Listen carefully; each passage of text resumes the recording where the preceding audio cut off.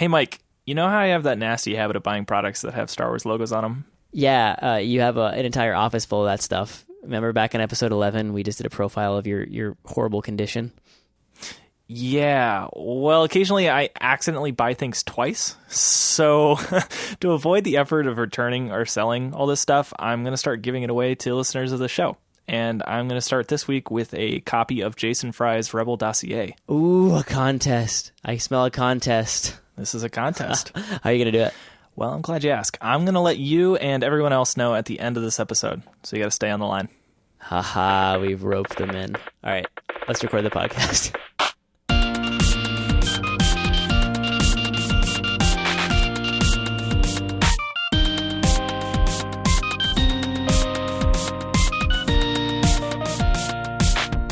I'm Mike Kamate.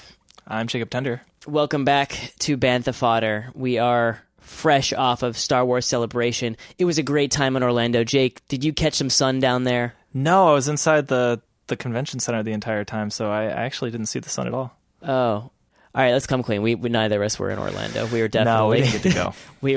we were neither invited nor did we get tickets. So but it's going to happen. It's going to happen. 2019. 2019. Bantha Fodder 2019 Star Wars Celebration to be determined. Yeah, I mean, unless we're all dead, but we'll see. Let's hope not. I got to see the end of this saga. But that's the ultimate travesty. At the very least, I need to see the end of the saga. After that, who cares? So yeah, Star Wars Orlando 2017. This is the big celebration. Happens almost every year, or it has for the past decade or so. A couple breaks here and there. That's what we're going to get next year. There's not going to be a celebration in 2018. They're going to hold off till 2019. We mentioned that last episode, I think, just talking about the gearing up for Star Wars Land, right? They're going to have a Star Wars celebration right in Orlando, and then walk over to Star Wars Land right afterwards and just have a huge party there. I think that would be cool. I really do think that's a good theory. It's hard to say if they'll keep it in Orlando. They don't always do it, in the same city. They often jump it around. It's been in Europe a couple times. It's been in Anaheim. So who knows? They could be bringing it to Anaheim because they're putting a Star Wars Land in there as well. I'm thinking Orlando, Anaheim, 2019. It's going to coincide with the opening of Star Wars Land, and hopefully the next one will run a little bit smoother. I heard that there were some issues this year with some of the organization of the event. Well, you know what they didn't have trouble with was playing the old Naboo parade theme before every panel, and that's just that doesn't say listen to it. I love that song. Oh yeah. If you spent any time watching the live stream, you heard that many times, and I certainly did. That's just anytime I do anything great in my life, I just have that song queued up and I just play it, and I just I feel like we just really did it. Mike, if you ever get married, I'm going to insist that play as you walk down the aisle. You're gonna walk me down the aisle, Jake. You're gonna give me away. Aw, that'd be so much fun. Oh God. So if you did go to Star Wars Celebration Orlando, I'm not sure why you're listening to this episode, but this is mostly for the people that did not get to go. This is a recap of all the awesome stuff that they talked about there. And, I suppose if you went to the event, you probably could stand to learn some stuff here too. From what I heard from some of the people that I follow on Twitter, there's no way you made it to every panel. There's no way you made it. No, it's actually impossible. There's no way. And then some people didn't get to make it to some of the main panels because they were wristbands only, and the line, like the queues, were totally messed up. I guess day one, they only had one access point to the convention center, and that's safe. Even people that were there for hours or all night had a really hard time getting in, and didn't get into the first panel of the weekend, which was the big 40th anniversary panel in the morning. So people are pretty bummed out about that. But, even still, there are a lot of really cool panels, and we'll dig into all the stuff that was announced as we get into this episode. But I think it's probably best that we start with the main draw. I think probably the biggest news that came out of Star Wars Celebration Orlando 2017 was Hayden Christensen being there. That was big, huh? What have I done? Hayden Christensen has not been at a Star Wars Celebration since 2002. And you can kind of guess why, right? No, dude, I don't know why. I mean, his performance as Anakin wasn't. It was panned, to say the least. But he went this year, and he was a really good sport. He was at that 40th anniversary panel. He was there doing signings. And I think the coolest thing that I saw with Hayden Christensen was him signing jars of sand. People brought jars of sand for Hayden Christensen to sign, which is so great. I think that's awesome. How funny would it have been if he just refused to sign them? It's like, ugh. I don't like sand. No, I think since it's been memeified, especially within the past couple of years, like Star Wars Twitter has completely memeified the sand. And in one of the interviews that he had at Celebration, they asked him about his thoughts on sand, and he was a good sport, and he said, well, it's not smooth. It's coarse and rough and irritating. God, he must have just been gritting his teeth through that whole thing. Did he look like he was having fun? Yeah, no, I think he really did have fun. I didn't get to watch all of the 40th anniversary panel, so I'm looking forward to watching that. Also, there's a part I'll have to pull out a link and put in the show notes. But Liam Neeson made a short cameo from the set of the new Jar Jar movie that he's working on. Oh God. Well, we'll get back to the 40th anniversary panel. Clearly, this was all in jest. This was not the biggest news of the convention. We had the Last Jedi trailer premiere. Yeah, officially a teaser trailer. It's a pretty short little teaser, but it's definitely more of Luke than we got in the last movie. Yeah, one line, right? Or a few lines. A couple lines. We're going to get into a heavy dissection of this trailer next episode, which should be dropping around the same time as this episode. So, just cue that up right after this episode if you haven't heard it already. Yeah, we will go in depth in the next one, and that'll be very soon. We just want to get through all the other awesome news from Celebration before taking up a bunch of time on the cool new trailer. So the trailer came out, a poster came out, which is really cool. I think we could talk about the poster a little bit. Did you get to look at that? I would have that poster in my college dorm room 10 years ago. Yeah. Not so much now? No, probably not. But it's cool. It's kind of retro looking. Yeah, no, it's cool. I haven't been able to find any information on who actually illustrated it. It's not a Struzan. That'll probably come out later when the film is wrapped and they have an official cover for the movie and whatnot. But I think this is cool. It reminds me of Tron. You get that holding the lightsaber up. I guess it should remind me of Luke from Episode 4. Holding the saber up and with Leia wrapped around him. But I just think Tron when I see somebody holding something up to the sky and descending upon. Yeah, that's definitely a good callback. I mean, the original posters with Luke and Leia. I think that's cool. And I never really thought about it, but when you look at those posters now, it's kind of cringy because you have Leia, she's wrapped around Luke, and now we know that's her brother, and it's kind of weird. Obviously it's like it was supposed to be a sci-fi fantasy cover, just like a lot of the novels does. The fantasy novels of the time where the women are scantily clad and they show a lot of leg, and they're wrapped around their hero, which was usually a man. And I think that's kind of a cool twist in this poster. We've got a very strong, independent woman who's now learning to wield a lightsaber of her own, and it's pretty strong. I think it's awesome. I have a question. We talk about colors, the idea of colors in the show. We talked about that when the name of this movie, The Last Jedi, dropped. The colors were red on the logo, which was something a little bit different. But we went all over that in what was that, episode 17? 16 or 17? Yeah, something like that. Yeah, a couple episodes ago we talked about that. In this one, obviously we've got this cool poster, and the theme of it is mostly red. Everything's just kind of doused in red, and then we've got the blue lightsaber, of course, that Rey has, and that's kind of shining on her. But as the lightsaber goes up towards the top of the poster, it turns red. Do you think there's any symbolism there? I don't know. I don't think anybody knows. Okay. Fair enough. Just a thought. I have no idea, but we can talk about what, there are other red lightsabers in the universe, one of them being Kylo Ren's, so... Mm-hmm. Anyway, it's a cool poster. It's just Rey, and then a gigantic version of half of Luke's face, and then on the other side of the lightsaber beam, we have a slightly smaller version of Kylo Ren's, kind of juxtaposing the two sides there. I hope that we get some more of the Kylo and Luke story in this movie, but we'll find out. Oh, that's Kylo Ren. Huh. What? Yeah, I haven't taken a good look at it. So It just looks like... Who do you think it was? I thought it was Rey. Rey's not going to be on it twice. Wow. Huh. Yes, indeed, Kylo Ren. I'm excited to go through the trailer with you. See what else you didn't notice, or I didn't notice, because I think you probably watched it more than I did. So that's the poster. It's pretty cool. We'll do the trailer in the next episode. As far as film news, there was one other piece I want to talk about with you. It was in an interview with Kathleen Kennedy. Slash Film kind of has a little wrap up on this news bit that Carrie Fisher, who was able to wrap all of her scenes for episode 8 and will be in episode 8 plenty, it's been confirmed that she will not appear in episode 9. Did you get to read through this? I was kind of bummed reading this. I felt like it was a spoiler for not for episode 9. Carrie Fisher couldn't unfortunately be in episode 9 no matter what, so that's not a surprise. But as far as episode 8 goes, I was like, oh well, I feel like this is just gonna, Leia has to die then in this, or Leia has to, It does seem like it could be a spoiler, but I think there's some hope here. It is kind of up in the air as to how they're gonna, kind of take her out of the story.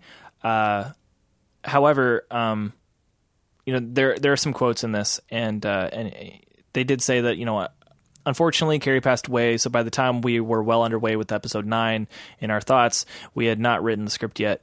We regrouped. We started over again in January, so sadly, Carrie will not be in episode 9. We will see a lot of her in episode 8. So as far as I've been able to read, it seems pretty certain that they didn't make any alterations to episode 8 as a result of her death. I mean, at this point, they had wrapped all of the scenes. They were well into, post-production at this point, so I'd imagine that there's going to be really no change as far as Carrie's role in episode 8, and they're just going to have to figure out something to do in episode 9 to kind of explain her out of at least the shots within the story. I guess we'll find out. Yeah, we will. But this leads nicely back into the panel talk with the 40th anniversary panel. They started out in the morning with a really nice tribute to Carrie Fisher. A lot of people were on this panel. It was hosted by Warwick Davis. Mark Hamill was there. George Lucas was there. Harrison Ford was there. Billy D. Williams was there. Billy Lord was there. And she, she got to kind of speak about her mother. And there was a very moving tribute to Carrie Fisher that they played there as well. While John Williams played with an orchestra live, which would have been really cool to see. Wow. Yeah. Really, really, really nice, touching tribute. They all got to talk about her some. Over the course of 3 days at Celebration, there was a lot of talk about Carrie Fisher, obviously, and her legacy and everybody's relationship with her. And it was really cool to watch some of that and kind of hear about stories and just feelings about Carrie Fisher and her wit and, just her intelligence and how great of a person she was. And I've got links in the show notes to the whole 40th anniversary panel. It's kind of long, so I would take some time to watch that. But the tribute to Carrie Fisher is relatively short, and you could easily knock that out on lunch break if you're willing to cry a little bit. So it's a good little thing. Yeah, but other panels. The 40th anniversary is where they had like all of the big names. They had most of the main actors from the original movies around to speak there, with the exception of David Prowse, of course. We talked about that in the last episode. But all the other names are there, sharing memories, talking about, 40 years of Star Wars, which is just nuts. But, we just keep hitting these landmarks and they keep putting out more movies. So it's amazing that we keep going. But Celebration just keeps getting bigger and bigger, and more people come, including, Liam Neeson's there. Samuel L. Jackson had a little cameo as well. And of course Hayden Christensen, which was a big surprise to a lot of people, but people were pretty excited about that. And I think it's cool that he came. I think it's great when the people that maybe have a little more aversion to the Star Wars fandom come around. Billy D. Williams was there, of course, and Ian McDiarmid. How do you say his last? Is that how you say his last name? I say McDiarmid. McDiarmid. Yeah. Yeah. He was there too. It was really cool. He and Hayden sat in on a panel together, which is kind of neat. Reuniting Master and Apprentice there. That's kind of cool. Mm-hmm. So yeah, there are a lot of really cool panels. They haven't uploaded individual videos for all of them yet. You kind of have to sift through some of the live streams for some of them, unless you want to watch like ripped copies on other people's Star Wars channels. You can check that out on YouTube. I'll have links to whatever I can find here, including the Last Jedi panel, which was awesome. We had Kathleen Kennedy on there. We had Ryan Johnson there. We had Mark Hamill, and we had John Boyega, and of course we had Daisy Ridley too, and BB-8 showed up for a little bit. That was cool. So yeah, he was cute. That was actually hosted by comptroller Josh Gad, which was fun. They opened it up with, those cute little Instagram videos that he was doing with Daisy Ridley while he was recording Frozen 2 and asking him all those spoilery questions about The Last Jedi that she couldn't answer. So that was cute. It was a cool panel, though. They talked a lot about the making of it, and they showed a lot of really cool behind-the-scenes footage that Ryan took with his black and white camera. So I'm really looking forward to seeing some of the stuff for the making of this movie, because he seems to really be into documentation. And they introduced a new character. Who was it? Her name is Rose, and she is she's a resistance engineer. So she has. It seems like she might have a smaller role, but from what I can tell, or what I can kind of extrapolate, it kind of seems like she's going to be having some adventures with John Boyega's character and perhaps Oscar Isaac's character as well. She is being played by an actress named Kelly Marie Tran, and she is very cute. She is very bubbly and fun. She seemed very excited and nervous to be on a stage at Star Wars Celebration. It was her first celebration, I think, and she was a joy. She seemed to be very fun. So I'm excited to see what her character is all about, because she seems to be a little bit different from the rest of the cast, very cheery. So I think that'll be kind of a fun addition to the series. And I like that they're continuing to add new characters as this saga goes on.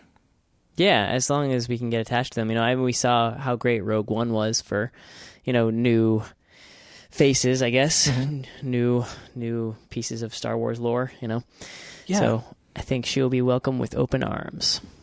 It's an interesting idea, though. I mean, we're introducing this new character, Rose, which I don't think is necessarily a super Star Wars-y name, but yeah, whatever. And it's kind of weird. It's spelled with two R's in Rose. Is it?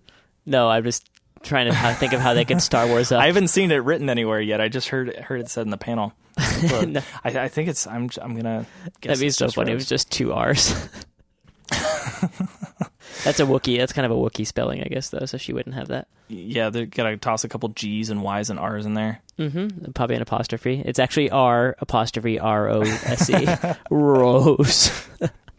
Yeah, but if we think back to the original saga, I guess the closest thing that we would have to a Rose would be probably Lando, right? Like a new notable character. I guess if we know who Rose is in the context of Episode 8, I mean, she could be Biggs, I'm just saying, assuming that she has, like, she's introduced on the stage. I think that's a pretty big thing. When basically nothing is known about this movie, you introduce this new character named Rose on the stage at Star Wars Celebration. That's a pretty big deal. So I'm imagining she has a pretty decent role in this thing. And if she's going to be spending time with John Boyega, who we know isn't going to be hanging out with Rey for most of the movie, I think there's a pretty strong possibility that she's going to play a pretty decent role in this film and may reoccur in the last one. So I'm gonna go out on a line and just kind of. All right, you think you're taking bets. You think she's Lando. I think she's Biggs. You think she's Biggs. I think she's Lando. I definitely think she has a more prominent role than. All right, we'll find out in December. All right. Mark it down. This is going to be one of those things we got to remember. If she makes it to the official trailer, not teaser, if she makes it into a trailer, I'll agree with you. Maybe she's going to be a Lando. But for now, I just think she's Biggs, Okay, fair enough. Awesome.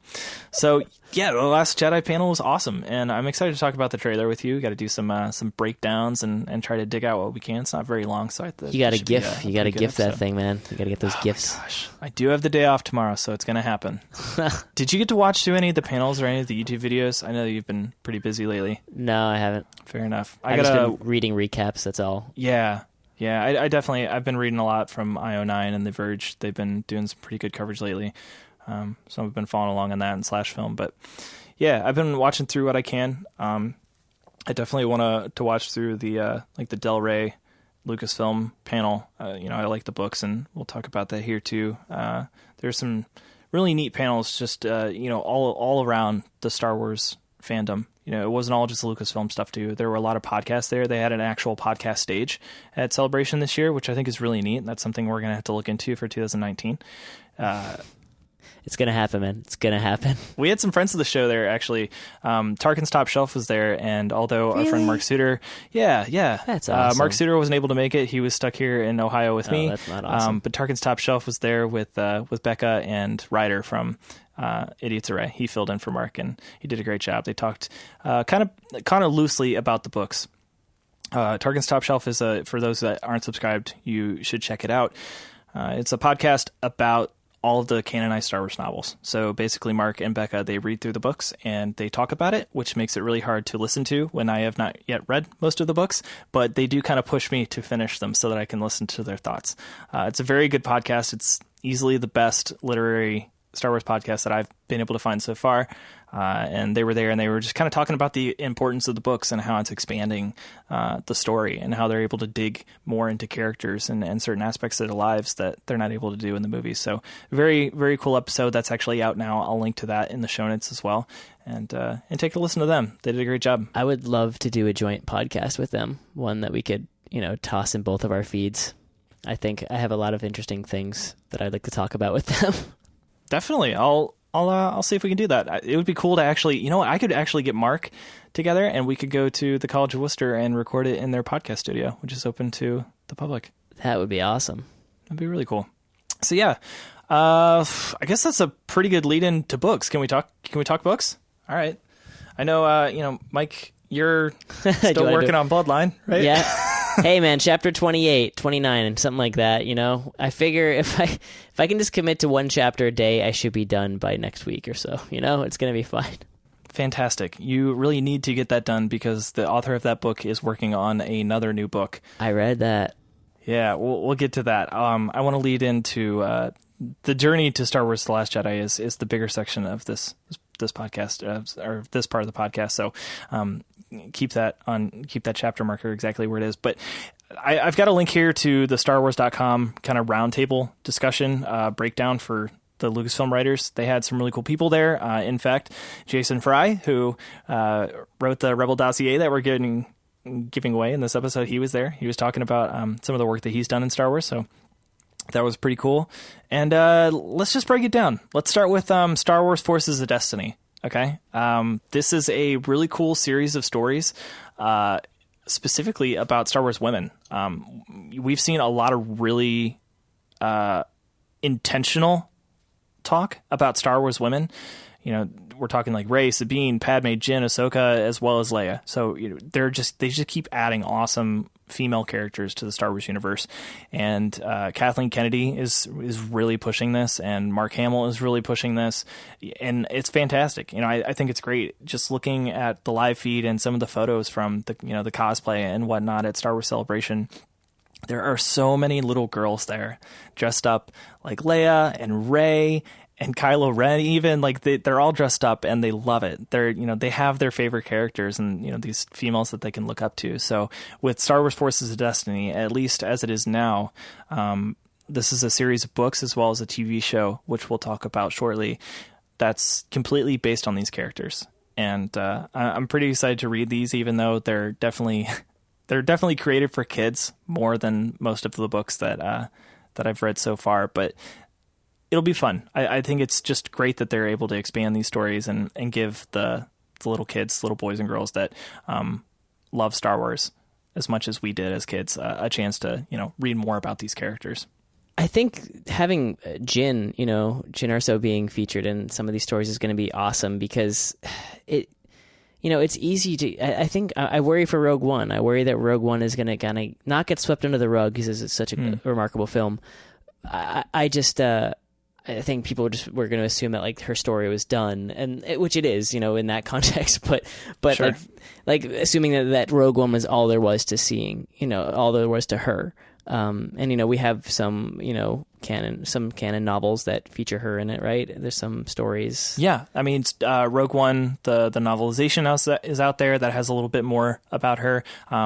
Rogue One Catalyst was the big one. That's mostly about Galen or so, but definitely, give some background to Jyn Erso's backstory. And then there's another new book coming out pretty soon, I think sometime this summer, called Rebel Rising, which explores specifically Jyn Erso's backstory. I think more around the time where she's adult, leading into the events of Rogue One, which should be interesting. That's cool. Yeah, I think people want more Jyn, and I think people kind of get disheartened because, she has nothing after Rogue One. But there's a lot before to explore. And I personally am excited for Padme stories from those Forces of Destiny. I think she was Clone Wars, the animated series aside, I feel like she's very underutilized in the films. And I think she's got a lot more to say than we gave her credit for in those prequels. I totally agree. And in the Tarkin's Top Shelf episode that they did at Star Wars Celebration, they actually talked about that. Becca is really into the rising theme of women in Star Wars and these characters and how important they are to the story. And she mentioned wanting more books about Padme and even Shmi. She said she wants to hear more about Shmi. And this is all before she knew about all these new books that were coming out. I think she actually made it to that panel later that day. But I would be interested in hearing a lot more about Padme and Shmi. The Skywalker women definitely play a pretty big role. So I think it would be kind of cool to hear more about them. I think Shmi is kind of a stretch, but that would kind of be interesting. It's going to be a long period of time that she's being held captive by the Sand People. Day one. Hope that's not what it's about. It's bad. Oh, no. Chronicles of Shmi. It's just however many days or years she was tied up with the Sand People. Oh, man, that would be dark. It would be so dark. Day 512. My son is here. I'm dead. So I'm looking at okay, you got is there really a BB-8 novel? Yeah. It's not a novel. Okay. It's a kid's book. It's going to be a really well illustrated kid's book. I think mostly a picture book. It's going to be written by Drew Daywalt, and it's about BB-8's journey across Jakku. So from what I understand, and there are like no descriptions on basically any of the books that are announced. So forgive me for extrapolating, but it's called BB-8 on the Run, and the cover of it shows BB-8 on the run on Jakku, and it's got Tito in the background. So I'm assuming that it takes place immediately after he's told by Poe to run, and probably winds up around the time that he meets up with Rey. I'm guessing that's probably the time frame that we're talking about here. It's going to be a plot heavy. You're going to have a lot revealed. Snoke's identity absolutely coming in this BB-8 on the Run. Snoke revealed. You heard it here first. Bantha Fodder, episode 19. Snoke's identity revealed in BB-8 on the Run. They've got to be able to do something fun with this, but it can't just be him rolling across sand. Maybe it'll be like one of those interactive illustrated books where like there's a little like a pull book. Remember the pull books? Like you open them up and you pull a little tab and it moves. Maybe that's what this will be. Just a little like rolling ball, and technology's advanced, so it'll be a ball. Like the ball will spin as you pull it another tab and it goes across space. I'm really excited for this book. If you can't tell, I love BB-8. You just say BB-8 and I just go. I want it to be more like Hatchet. Hatchet. Oh my god. Just think about it. Creature just attacking BB-8 and BB-8 having to fend for its life. Historically, droids have not done well in sand. It gets all in their gears. It's very coarse. I heard it gets everywhere. Yeah, it gets everywhere. So it's not good for the droids. I hope that this is kind of like a Hatchet story for BB-8, where he has to survive in the harsh elements of the Jakku Desert. He has to figure out ways to flush all of the sand out of his gears, and I think that'd be fantastic. We're gonna need to do a full episode on this when it comes out. It's going to be so intense, I bet. Watch it comes out and BB-8 has to fight for his life. Yeah. I mean, he got caught by Tito. Maybe that wasn't the first running he had. Maybe he had a really bad day. Maybe that was just the final straw of a really bad day on Jakku. Just forced to sell drugs at the depot. There's actually a really cool story. It's in one of the the kind of anthology books that they put out with the Journey to the Force Awakens. I think it's called High Noon on Jakku. And it's about that character that we talked about. It's Constable Zuvio. He was the one that we kind of thought maybe was in that flashback of Rey's, but it definitely wasn't. But had a kind of similar hat. He had toys, but he wasn't really in the movie. He did get a little bit of time in a book, and that took place on Jakku. And there's action in that, and it's actually one of my favorite of those stories. So that one's cool. It's a good one to check out. Oh, well, those all those Journey of the Force Awakens books, they're kind of mirroring that for Last Jedi, right? Yeah, they're doing Journey to Star Wars: The Last Jedi. It's kind of the same concept. The books that are coming out in this kind of push will have that marketing across the top of it, along the sides of it as well. It made sense with The Last Jedi. Like, most of the stuff that they put out was more or less stuff that kind of supported the movie. I'm wondering how it's going to do that this time. We've got stories about Princess Leia and Luke Skywalker that are a little bit more ambiguous. It looks like they take place a lot earlier in those two characters' timelines, so it'll be interesting to see how those tie in. But I think this entire group that they announced here at Star Wars Celebration was fantastic. I expect that there will probably be more by the time the movie comes out, but they announced like 15 or so books, but there's like 5 or 6 that I'm really excited about. Did they do 2 Phasma? Yeah, so there's a novel called Phasma. It's by Delilah Dawson, and there are no details known about this at all. But there is another series called Captain Phasma. This is going to be put out by Marvel. It's going to be one of those 5 book pushes that they did with like Chewie, and who else did they do? Han Solo got like a 5-issue thing, right? Yeah. Leia had a short run too. There's been a whole bunch of shorter. Lando had the short one. Lando had the best one. I like that one. That was a really good one. So Captain Phasma is going to get her own. It's going to bridge the gap between The Force Awakens and The Last Jedi. So basically, it's a story about how she got out of the trash compactor. Good for her. So I'm excited for both of those. Like, there's really nothing out there for Phasma. She's kind of mentioned in some of the young adult novels that came out before or around the time the Force Awakens did, Finn's story. But I think people want to love her, but there's just so little to latch onto. You don't even see her face, and it's just, we want to love her, and I think they're slowly doling out little by little enough, and by the end of it, we probably will have like a Boba Fett type character, even though Boba Fett probably played arguably less of a role in the original trilogy. He definitely had more mystery to him. I think Captain Phasma is definitely, sort of the mirror to that character in this series, but I think she just got such a raw deal in The Force Awakens, and there's not much to be said about that, because of course, like, her role wasn't that large in the main story, and the fact that she got any screen time was something of note, I guess. But really, all we had of her was that she was a woman and that she had really cool armor for some reason, and then she kind of got bested by some thugs and compromised the entire base. Yeah, like completely undermined by just like some dudes with a blaster pistol. Like, any badass she had was just taken away from her in that one instant.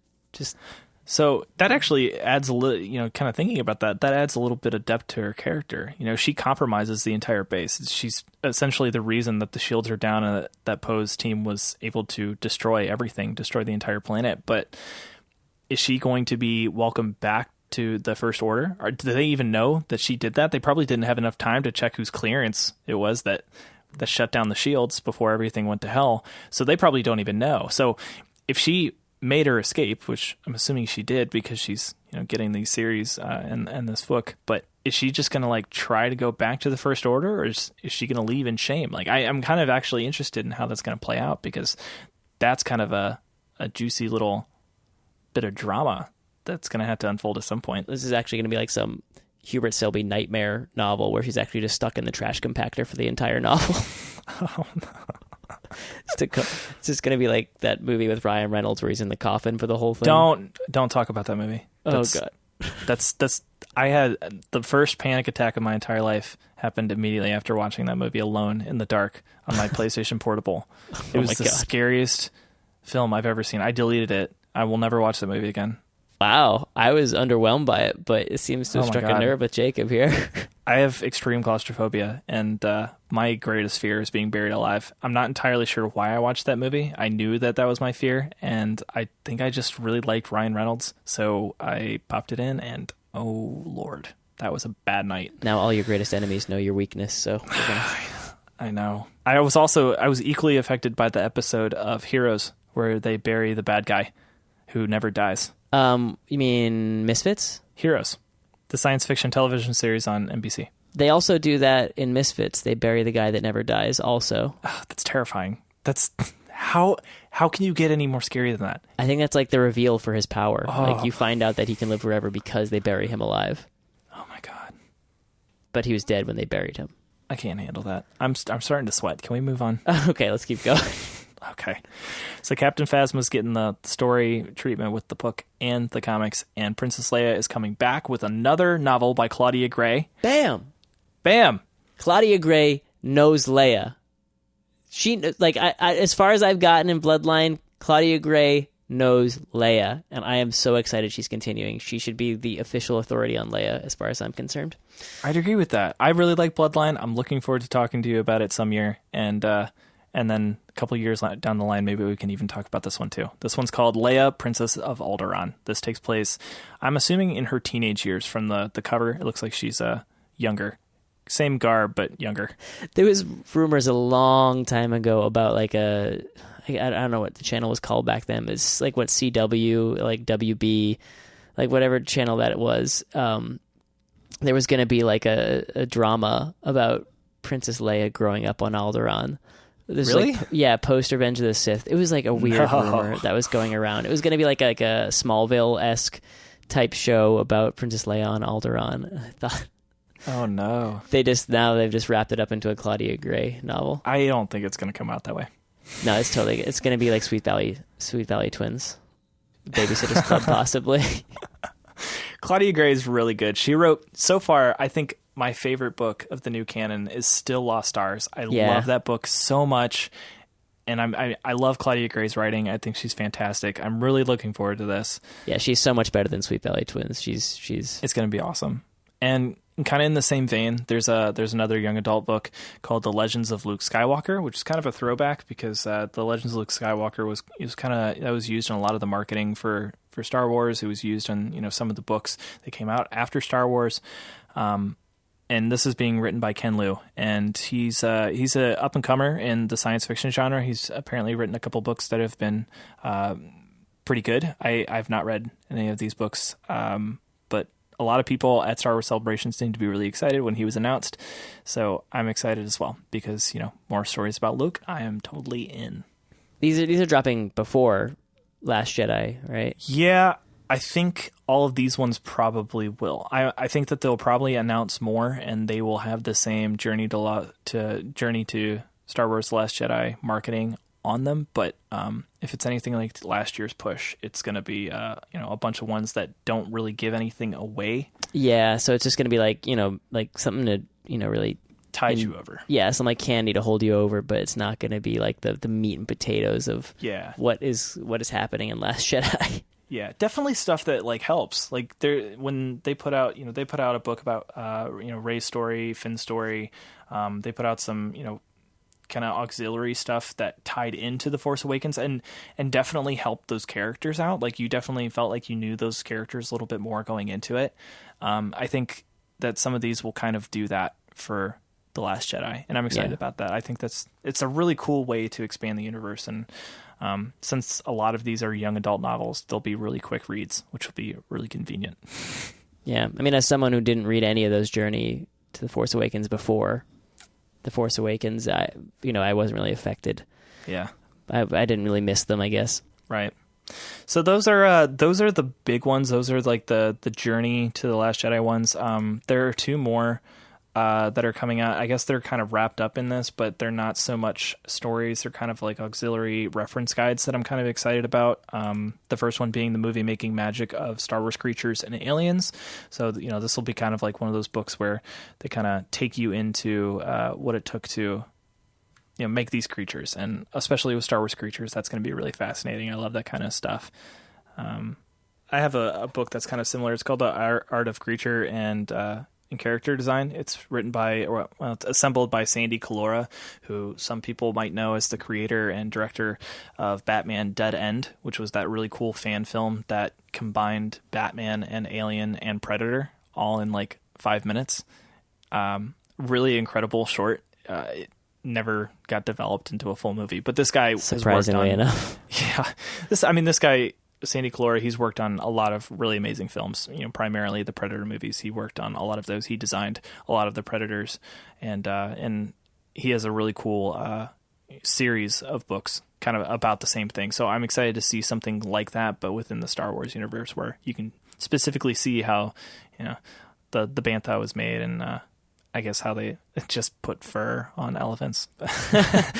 But, seeing how Salacious B. Crumb was assembled and how they put together that gigantic Jabba the Hutt and made him realistic. I always enjoy watching the featurettes, like the bonus features on DVDs. I like watching the featurettes. It's good. Yeah, it's just the book form of that. It's nice. Yeah, so that's cool. I'm more excited about the Stormtroopers. Yeah, I've been trying to dig around the internet for information on this. I think I actually I might have found this on Amazon. I try to check my Amazon filters for Star Wars books, new, sort by latest or whatever, just so I can find those ones that pop up as soon as the ISBN numbers are there. And I saw this one pop up a while ago. It's called Stormtroopers Behind the Armor. It's written by Ryder Wyndham and Adam Bray, and those guys are behind most of the newer DK guides. So, the visual encyclopedias, complete vehicles, complete locations, a lot of these visual dictionary kind of things. These are two of the guys that are primarily putting these together. I mean, this is stuff that I've always wanted, though, like this Stormtroopers thing. I want to know about the helmets. I want to know about, if they can survive in space. I want to know about, Sand Troopers versus Scout Troopers versus Snow Troopers. And there's just so much cool stuff. And just a breakdown on the helmets would be maybe, and incredible. Even history on, when they transitioned out of the clones and, out of using clones. And, I don't know. It's just I would love some Stormtrooper history laid on me. I want to know what, how they transitioned to the First Order from the Empire, what the changes were for in the uniform. It's gonna be nice. It's not like a making of. It's not like a creature design book that you just mentioned, right? This is a full on lore based. I don't know. I mean, I think just seeing that it's being written by Ryder Wyndham and Adam Bray, that this is going to be more along the lines of the DK books, that they give you information about each element in the Star Wars universe, but within the context of the universe. So I don't think it'll be like a behind the scenes making of. I think it's going to be more like a visual dictionary style thing where, there's a photograph of this certain helmet, and then they kind of break down maybe how, that's significant, the different aspects of the armor and what it's all for. And, a couple paragraphs and sections about that particular armor and when it was used and why. That's the stuff right there. Yeah. I'm hoping that's what it's for. That's my guess. We'll see as that goes. Most of these books have, preview covers, so they're not the real covers. We don't really know exactly what to expect until you kind of get a better idea of the cover and the synopses, I guess. So We'll watch for that. You know me, I love the books. I have all of them, so I'll keep you all updated. And then this rolls right into TV shows. Yeah, and they discussed it quite a bit at Celebration. It kept coming up. Rebels is obviously the show right now. That's what everybody's watching. I know that you are not really into Rebels, Mike, and I know that there are probably some people listening to this that have not watched Rebels as well, so I don't want to spoil anything. But this is the last season. I think you can kind of go into it knowing that, because everybody else who watches the show is going into the last season knowing this. This will be the final season of Rebels. It looks like they're going to tie things up pretty nicely. It's not like the Clone Wars end where they kind of had a lot more planned and got the plug pulled on them. Yeah, no, Dave Filoni was all over Celebration. He was everywhere. He's really kind of the closest thing we have to an heir, I think, as far as George Lucas is concerned. I think he's the closest thing that we have to George Lucas's heir. He really does follow in some of the story making traditions that George kind of set forth, and he's still. He still seems pretty tight with George, and I think he really respects what George made, and he really wants to do the best by the series, and he's done a fantastic job so far. With the Clone Wars, he did a great job. That definitely didn't end the way that he wanted it to.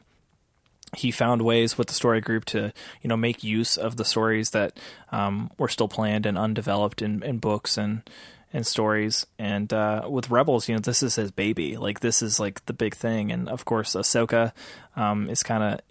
That's his character, that's his biggest character because he invented her and, he's created her story. So you see him around Star Wars celebration, and he's wearing Ahsoka shirts. He always wears Ahsoka shirts whenever there's some kind of live event. He wears Ahsoka shirts, and I'll put a tweet in here. It's kind of funny. He was at this one panel, and he goes on the stage and he's wearing this shirt, and it says Ahsoka lives ? And we've seen him wear something like this before. But then he they show the trailer for season 4, and then it comes back to the stage, and he's changed his shirt, and it says Ahsoka lives ! And it has nothing to do with the trailer because she's not in the trailer at all. But that it's just kind of his humor. It's his baby. It's kind of ambiguous as to whether Ahsoka lives or not in the series. That's really not a spoiler because the people who have watched the show don't know either. So, but this is the end of Rebels, and that's kind of sad because I was really starting to love the show, and I had the same feeling that I did when I was watching the Clone Wars, and I loved it. I hope that there's more things planned for the world of Star Wars. Yeah, I would love to see some more stuff, some like post Jedi animated stuff.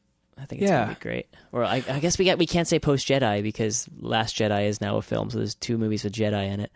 So post Return of the Jedi. Let's clarify there. I want some animated stuff post Return of the Jedi.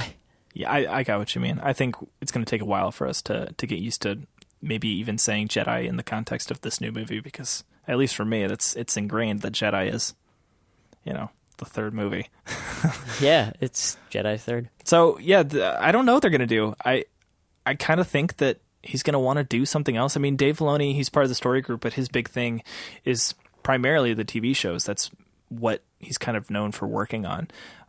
Pablo and Leland and Matt and all the other people on the creative team in the story group, they work on all of it. But Dave Filoni, he's the animation god at Lucasfilm. So I'm excited to see what comes of that. But it's not over for Star Wars TV. There's another show coming out. It's tied into that book series that I mentioned at the top of that section. It's called Star Wars: The Forces of Destiny, just like the books.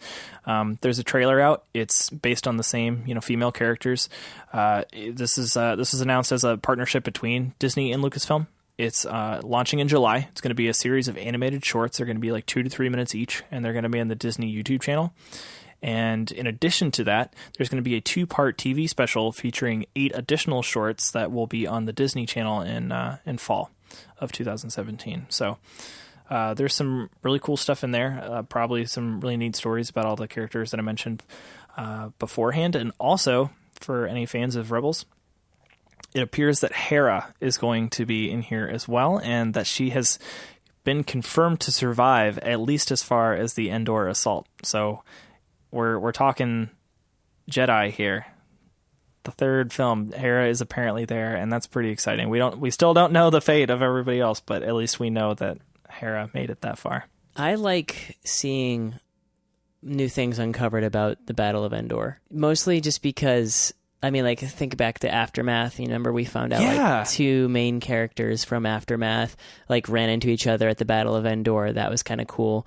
And, uncovering more about Hera, I don't know. And then rolling into video games. I think the Battle of Endor has a lot to do with what was announced.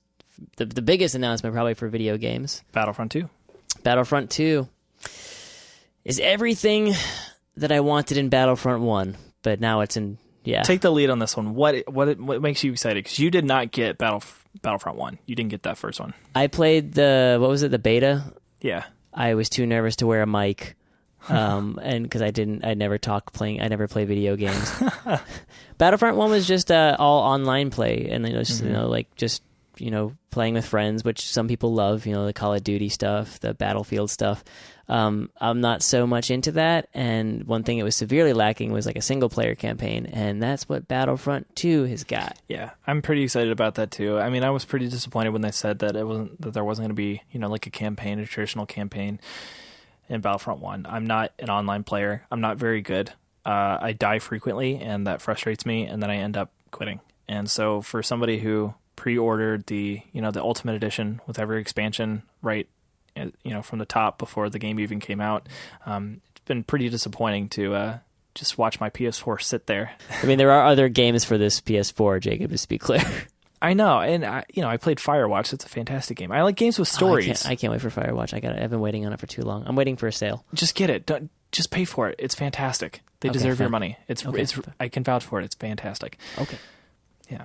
So my PS4 doesn't get a whole lot of use. I was expecting to use it mostly for Destiny and then this, and I didn't make it past the first expansion of either. So I'm excited for this one because there is a story. I think it's cool that on occasion I will play a couple rounds of the online multiplayer. I was very good at the ships in Battlefront 1. I'm hoping that they kind of expand that a little bit more in this one. Maybe, some more space battles. I think maybe they did that in Battlefront 1 in an expansion. I just didn't pay attention. But yeah, in this one, there's going to be, a story, which looks like it's actually going to be pretty good. And then they're going to bring in, obviously characters from this new saga. It's going to be mostly about that. And then they're going to have prequel characters in there too. They've got a picture of Darth Maul on one of the teaser posters. Oh yeah, getting that, which Maul. Is sweet. He's so much fun in the original Battlefront 2, all the flips and stuff. Yeah, now he's on a PS4 engine, so it's gonna be nicer. I just like that we're gonna get. They're not just doing a rebel story; they're doing an Imperial story. It's an Imperial revenge campaign, which is really cool to me because it brings me back to TIE Fighter and those flight sims.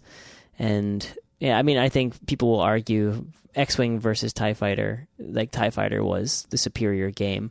The story of this campaign is, I guess the protagonist is going to be a character, a female named Iden Versio.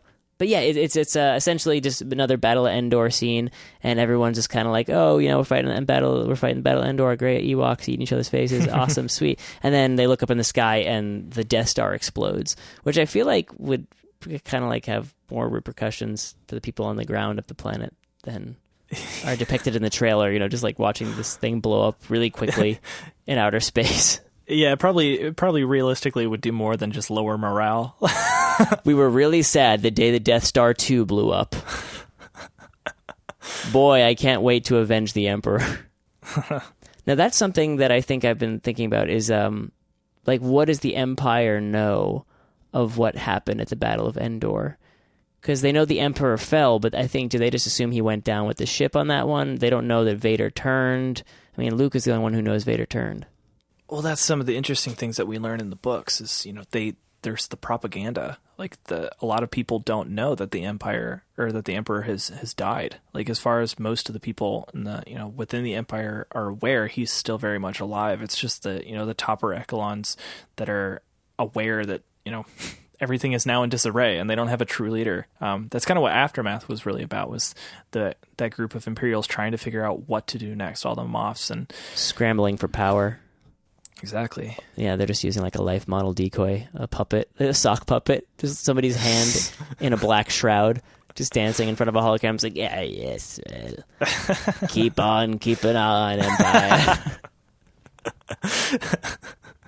Yeah, so that's the story's kind of following this Imperial, and she's not giving up on the cause. It looks nice. You're going to have some ground combat. You're going to have aerial combat. It looks like outer space combat, which I always love. Maybe we'll see some zero G stuff, just, full 360, be able to rotate your craft, no up or down. I'd love that. Yeah. I'd love that. I'm excited about all this. I'm just reading through it now, and it takes place between Return of the Jedi and The Force Awakens. And, it's a single player campaign. I'm just excited because, first of all, we get to play as a female Imperial something. Do we know her rank? Is she a officer? Is she a soldier?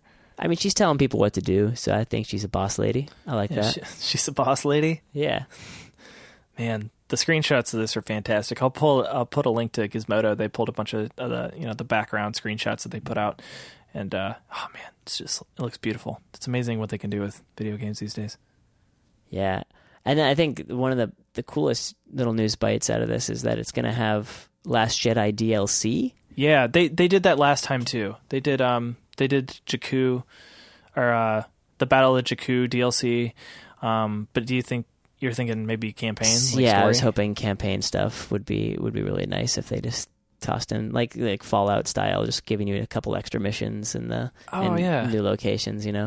That would be nice. That would be cool. It would be cool to go to play on Occ 2. That would be a really hard map just because it's all mountain. Basically anybody who gets to the top would win because That's the high ground. Well, and also I just feel like maybe my hopes are just too high on this one. I think based on previous expectations that have been set is that EA will not give us what we want. So you're going to buy this one though? I think so. I think I just have to, just because cool. I have friends who hate Call of Duty who swear up and down that some of the Call of Duty single player campaigns are like actually really great. So I'm going to take their word for it and hope that it reflects onto Battlefront 2.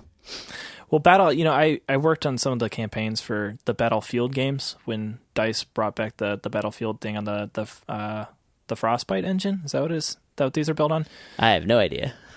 I think so. I worked on Battlefield 3 and Battlefield 4, and I got free copies of each of those, and I basically only played the campaigns. And I do recall the campaigns actually being pretty good. I was trash at the multiplayer, but the campaigns were good, so I'm excited for this.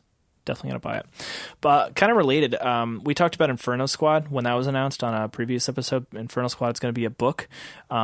This is actually going to be a tie-in to Battlefront 2. It's going to be kind of a prequel of sorts. So, Christy Golden is writing this. We've talked about her before. She wrote Dark Disciple, which was one of those first canonized novels, which used some of the recycled bits from Star Wars: The Clone Wars, the TV show, and she's pretty good. So I'm excited for this book, and knowing that it ties into Battlefront 2 as sort of a prequel about this band of Imperials that are basically tasked with infiltrating whatever remains of Saw Gerrera's partisan cell. I think that's a fascinating concept. We've got these like Imperial people that are trying to go undercover to become these kind of rebels of rebels. So in a way, like this group kind of apparently mirrors those partisans that they're trying to infiltrate. So I'm just excited for this story because it seems to me that it's going to be like kind of hectic. Like it doesn't seem like that there's going to be any organization to what this group is doing, because they're going in uncharted waters and they're trying to track down these rebels that were just kind of like fled in a hurry when Jedha was destroyed. Like they're trying to break into the group of Saw's rebels that were able to escape when the Death Star did its initial test on Jedha. So I have no idea what that's going to be about. This Inferno Squad books takes place a couple of years before Battlefront 2, but follows the same sort of group of Imperial soldiers. So kind of eager to see what happens with this one, because just like we talked about just now and in episodes past, kind of following the bad guy's perspective has been interesting in these new books, and I'm excited to continue doing that. Yeah. It's always nice to kind of like see the other side of it, humanize the enemy, so to speak. Yeah. Okay, Mike, bear with me just for a little bit while we talk about collectibles. Oh, okay. I'm going to go to sleep. I'll see you at the end of the podcast. There's actually not a whole lot to announce. There were a ton of really cool toys, exclusive Funko products, exclusive Black Series figures, all kinds of neat stuff at Star Wars Celebration. But I tried not to pay any attention to it because I wanted it, and there was just no way that I was going to get it. So it's been a long time since I bought anything, to be honest, Mike. I buy all the books and everything, of course, because I can't miss out on those. But I've been winding down a little bit on the toys. I got to buy a new car, big boy stuff. The big boy stuff. Uh-oh. Yeah, I can't fly around this Naboo starfighter. Man, yeah, I know. Cool, as try as you might, that thing is not taken off again. I can fit on it, but not in it. That'd be just great if you just like installed some wheels in that thing, made a little go-kart shell out of it, and just drove that around Ohio. But there was one really cool tidbit that I thought I'd bring up.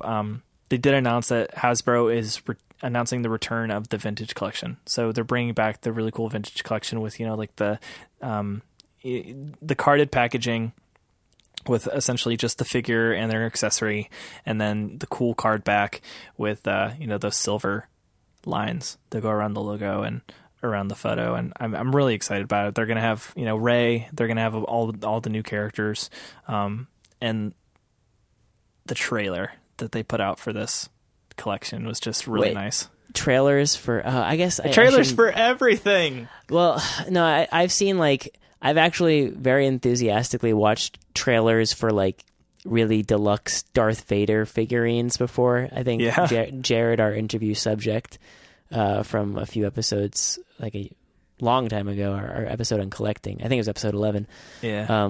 We sat down and watched like a trailer together of just, like a reveal trailer of a really nice Darth Vader. For like Sideshow or Hot Toys? So, I could not even tell you, but yeah, something. We'll just say, yeah, it was one of those. But it was just like a trailer. It's just like the deep breathing. It reminds me of like, who's that? Who does the pens? It's like Sylvester Stallone's pen collection. There's like a viral video of just like Sylvester Stallone demoing his new pens. And it's like this really intense, like 5-minute infomercial about Sylvester Stallone's pens. It's so stupid. That's great. Yeah, this is cool. I mean, I'll probably buy a couple of these just because they're so neat. I love the vintage card backs, and it's definitely like it's a gimmicky play to the market. They know exactly who they're aiming for here, and they know they're going to make a ton of money. But it's cool. I'm excited for those. But more so, I want to dig into this because we've been talking about going to the parks, and it's come up a couple times. Obviously, we have our theories about Star Wars Celebration 2019, happening somewhere around one of the new parks, Star Wars Land. But some new news came out on Star Wars Land and the experiences that people are going to be able to have when they go visit this park, and it seems pretty awesome. Like what? Tell me. Okay. Well, first of all, there are news stories.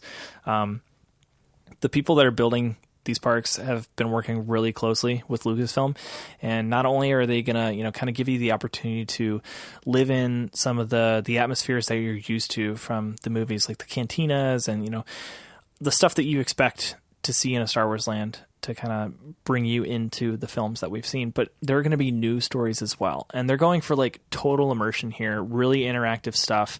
For example, I pulled a link here from the Orange County Register about just how interactive it's going to be. Quote, "At the recent Star Wars Celebration fan event in Orlando, Scott Trowbridge, a Disney Imagineer overseeing the project, said it would feature a way for interactive story elements to involve visitors throughout the land. Trowbridge added that choices visitors make while piloting the Millennium Falcon ride could influence how Star Wars characters treat and react to the visitors while in the land." So it's almost like you're going to be stepping into Star Wars land, and from that point on, you're role-playing. I don't know how this is going to work. Dream come true. But I'm fascinated, and I can't wait to try it. I know, like, we're going to go, and I'm hoping that we can bring our girlfriends, too. I'm hoping that they'll agree. And I just know, like, as soon as I step into this area, nothing else exists. I'm not Jacob anymore. I am a smuggler pilot. For sure. Like I'm going to go full in because it just seems like it's going to be one of those cool experiences where like it's just going to you can just do whatever you want, and it's just going to be one of those like cool, all right, awesome immersive places where you can just pretend. I want to pretend, Mike. You've been watching too much Westworld, dude. Oh, I know. I really have. It really has changed. You think that this is gonna be like a Westworld for Star Wars people, but what it's actually going to be is just like that section of Epcot where you can get beer. That's the cantina. Ooh. It's just like that's it. Well, that's cool too. I mean, I'm gonna take so many photos. We're gonna have a blast. I know we are, but I'm excited for this Millennium Falcon ride, and it sounds like they're gonna have a lot of really cool stuff there. They're just gonna keep rolling this stuff out and more announcements as it goes on.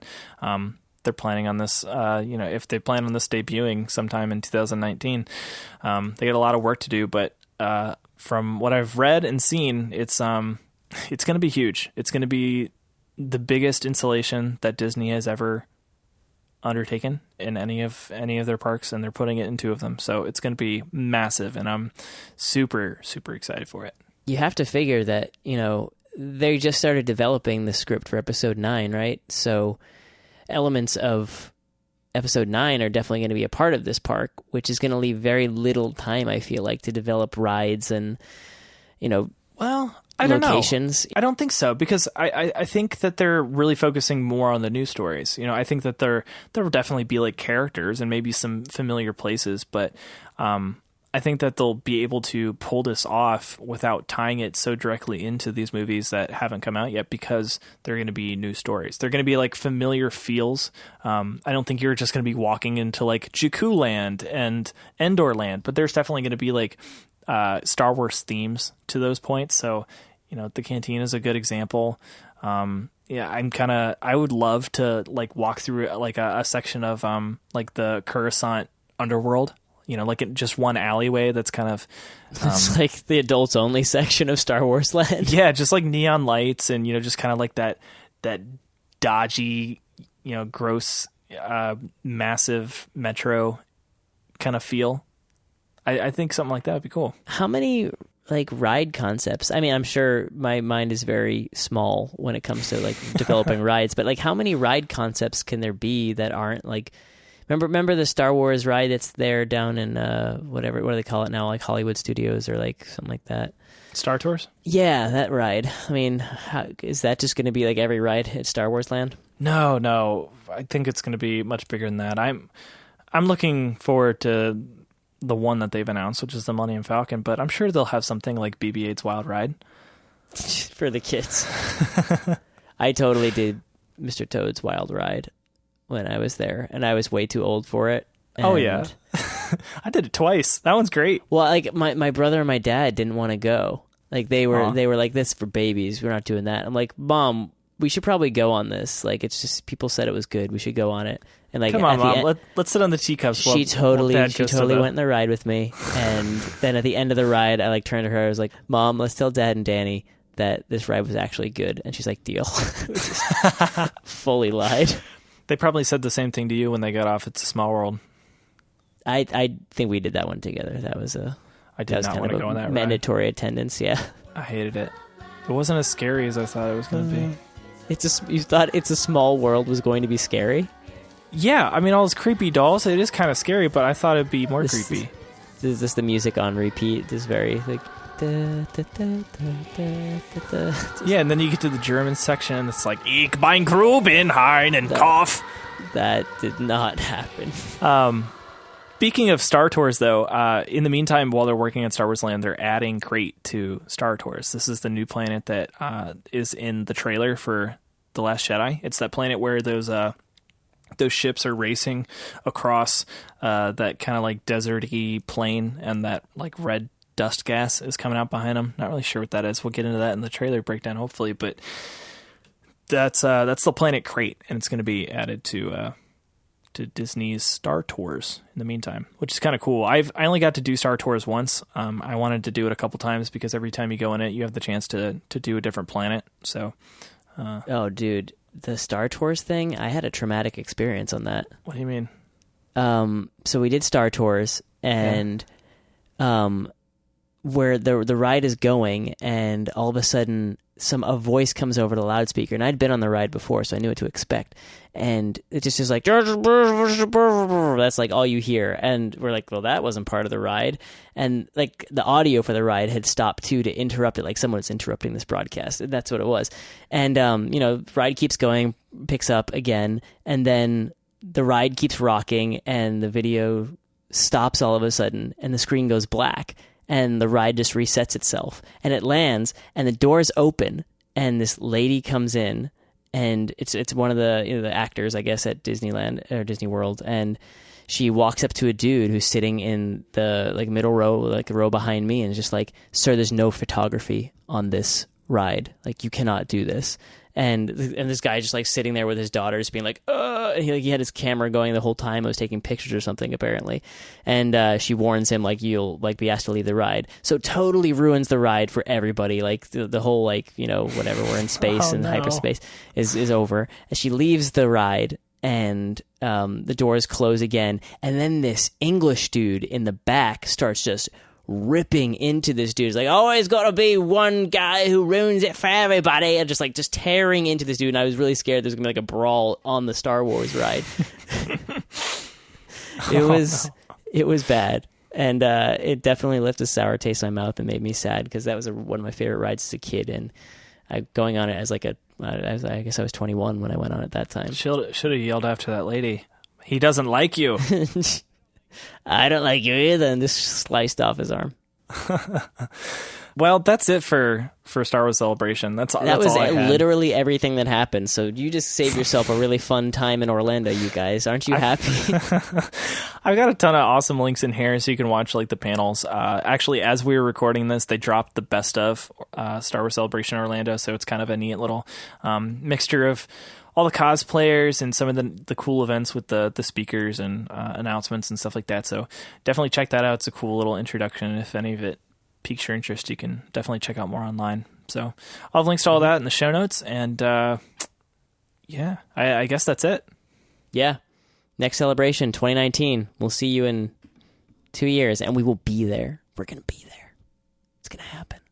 For sure. Anything else, Mike? You're forgetting the contest you mentioned at the beginning of the episode. Everybody's been waiting around for this.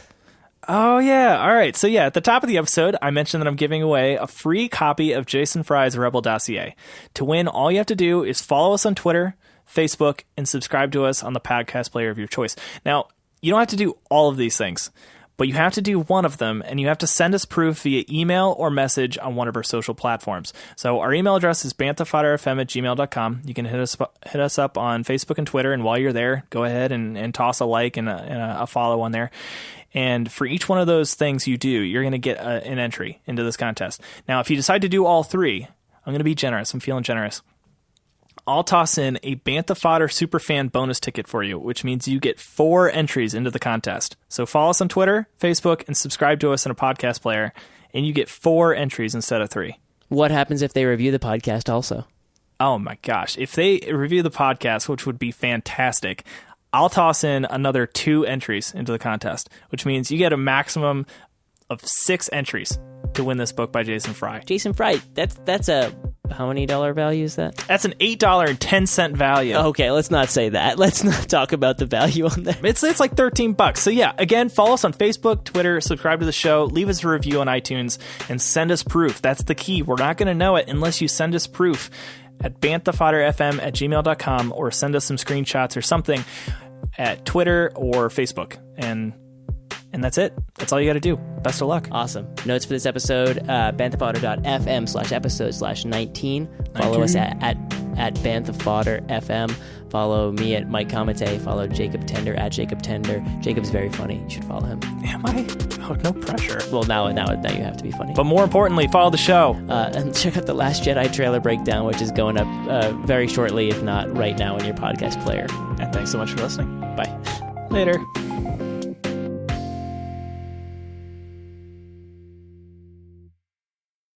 I just Googled what I sang in German, and that translates to "I am Doug in the sun." Oh my god! Wait, Doug like dug a hole, or like Doug like I am the man Doug. Ich bin Gruben einen Kopf as I am Doug in the sun. Wow, dude, that's like a deep lyric right there. Oh no, it isn't. I typed in Ich bin Gruben. I sang Ich bin Gruben einen Kopf, which is I am dying in my house. Oh my god. Why do you know that in German? And why do you not know that you know that in German? I just used Google Translate.